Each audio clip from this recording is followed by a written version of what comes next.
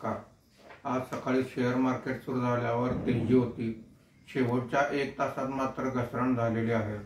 आज मार्केट बंद होताना सेन्सेक्स हा 170 पॉईंटने घसरून 83,239 वर बंद झालेला आहे। निफ्टी हा 48 पॉईंटने घसरून 25,405 वर बंद झालेला आहे।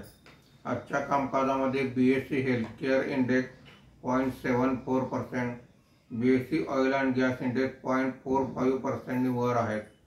बीएसई मेटल इंडेक्स 0.77% खाली आहे।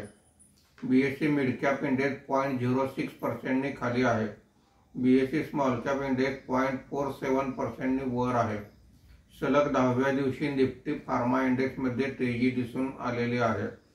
आजच्या कामकाजामध्ये निफ्टीमध्ये वाढलेले मुख्य शेअर्स पुढील प्रमाणे: Apollo hospital 1.67%, doctor Reddy's lab 1.61%, hero MotoCorp 1.58%, ONGC 1.24% अशी वाढ आहे।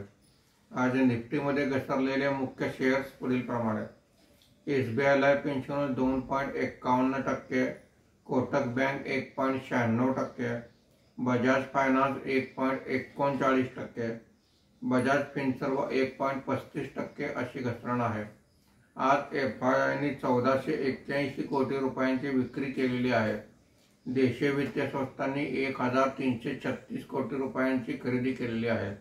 मार्केट बंद होताना रुपयाचा दर हा 85.31 रुपये प्रति डॉलर असा होता। धन्यवाद।